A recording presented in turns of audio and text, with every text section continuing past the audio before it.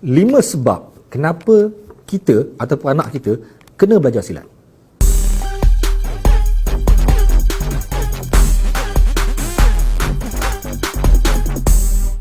Okey, Assalamualaikum. Topik hari ni 5 sebab kenapa kita ataupun anak kita sekurang-kurangnya perlu belajar silat.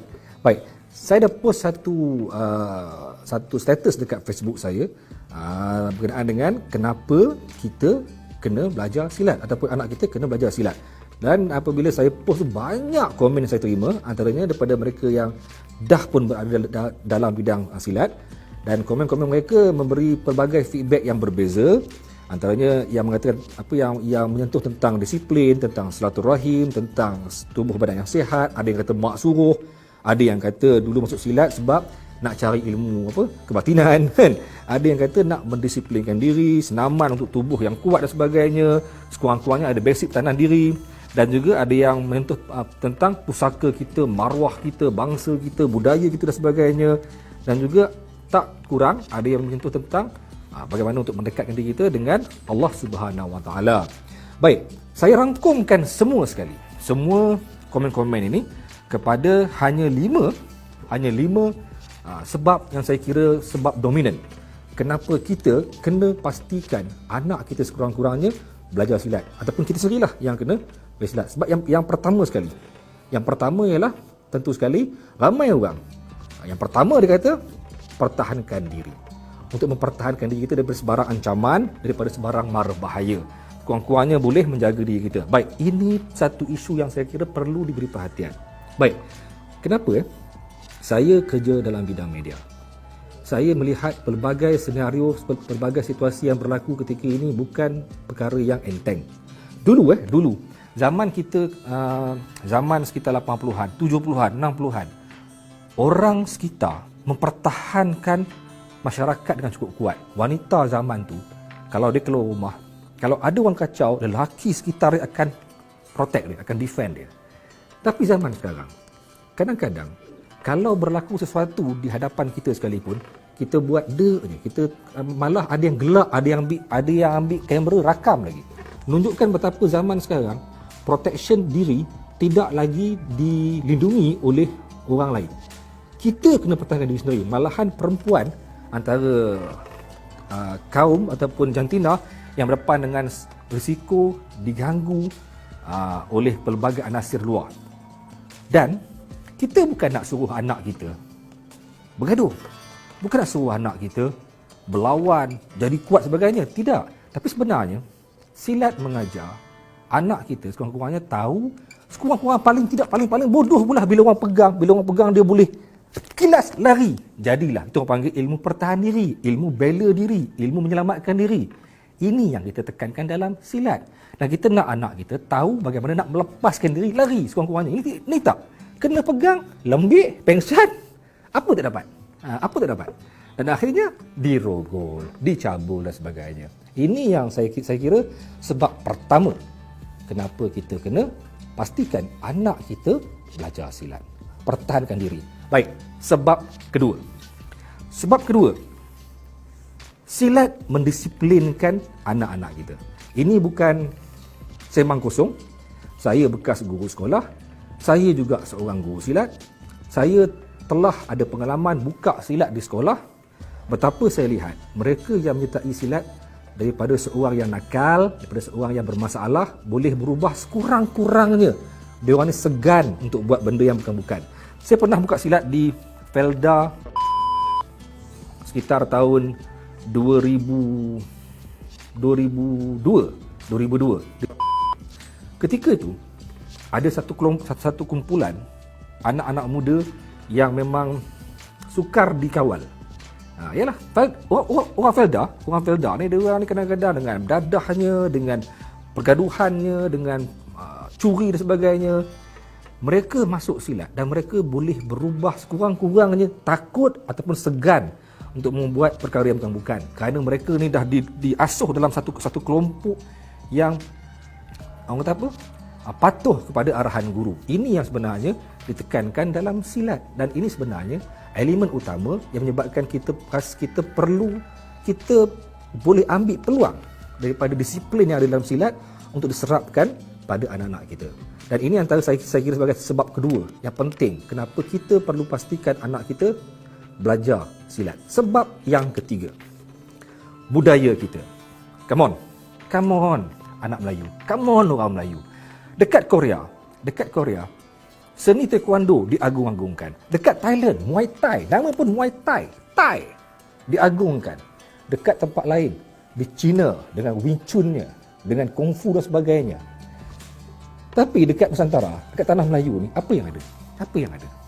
Hanya silat kot, hanya silat. Tapi masalahnya, orang kita sendiri tidak melihat itu sebagai satu budaya yang patut kita pertahankan. Sedangkan inilah dia satu seni, satu budaya yang patut kita serapkan supaya dia tak hilang. Di Thailand, Muay Thai ni dikembangkan, dipastikan jadi satu sukan yang memang cukup kuat di Thailand. Tapi di Malaysia ni, orang Malaysia sendiri, anak Melayu sendiri mencari seni luar, mencari seni-seni seperti Muay Thai, seperti Kung Fu, seperti Taekwondo, karate dan sebagainya. Silat mereka pandang remeh, pandang kecil. Sedangkan ini ialah budaya yang patutnya kita kena pertahankan. Apa lagi yang ada? Hanya silat lah. Hanya silat. Bukan di Malaysia, tapi di tanah Melayu ni, di Nusantara ni. Baik. Yang keempat, ramai yang komen pasal sihat diri. Betul. Guru saya, Cikgu Majid Mak Isa, umur dah 85. Masih boleh lagi dengan gagahnya, panjat pokok lagi, ambil rambutan. Masih lagi boleh, orang kata kurang-kurangnya berjalan dengan kuat, dengan sihat.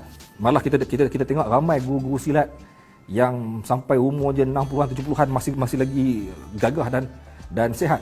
Ini semua ialah kerana amalan dan juga latihan yang mereka lalui ketika mereka bersilat. Latihan silat bukan latihan macam orang main catur. Malah kadang-kadang lebih ekstrim daripada latihan bola sepak. Malah kadang-kadang lebih ekstrim daripada latihan sukan yang lain.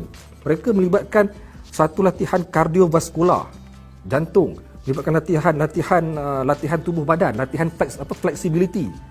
Anak silat sejak umur mereka kecil dah diasuh bagaimana untuk meregangkan tubuh mereka, untuk melenturkan tubuh mereka. Dan mereka ini fleksibel kadang-kadang tu. Malah ada orang silat yang sekurang-kurangnya bila kemalangan sebagainya, mereka mampu untuk protect diri mereka dengan cara menjatuhkan tubuh dengan betul. Ini semua satu latihan ataupun ilmu yang penting, yang bagus untuk diri sendiri. Yang sebenarnya betul ada dalam seni lain, betul ada dalam masyarakat lain. Tapi kenapa tak kita pegang ataupun kita cari dalam silat? Kerana inilah ilmu kita, budaya kita, kan? Ilmu kita ni, budaya kita ni. Yang kelima, yang terakhir, yang penting juga dalam silat, adab dan adat. Ini yang rare, yang kurang diberi perhatian dalam seni yang lain. Mungkin ada dalam seni lain, karate sebagainya mungkin ada. Tapi kenapa kita nak ambil seni lain, nak kena bow, nak kena palm? Untuk apa? Sedangkan dalam silat dah ada adab dia, dah ada adat dia. Adat dan adab orang Melayu, pure. Adab berguru, adab menghadap guru, adab berjumpa dengan rakan-rakan, adab bersalaman, adab membuka gelanggang, adab menutup gelanggang, adab dalam gelanggang, tidak boleh mudah keluar sebagainya. Kita mengajar dia orang ni beradab. Apabila seorang pesilat ada adab, ada adat, secara tak langsung dia ada jati diri. Inilah yang membentuk sahsiah ataupun jati diri orang Melayu kita.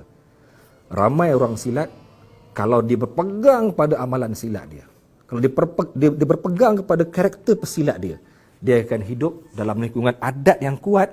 Dia akan berjalan dengan cukup sopannya, bertutur dengan sopannya, bersalam dengan sopannya. Mungkin kita kata, alah tak ada je orang silat yang buat hal dan sebagainya.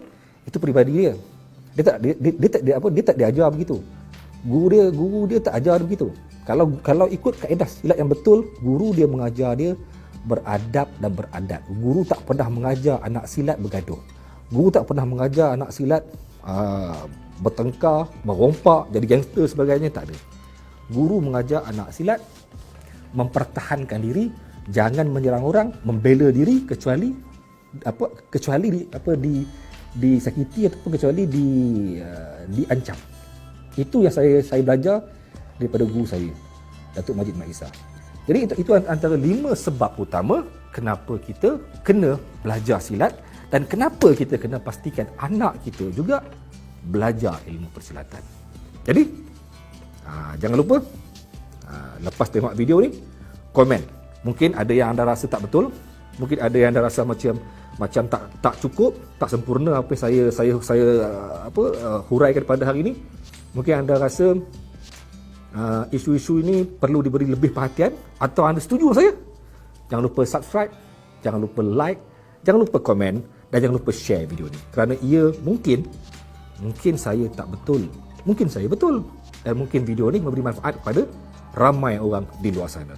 Assalamualaikum, dan jumpa lagi dalam segmen ataupun channel Silat Malaysia.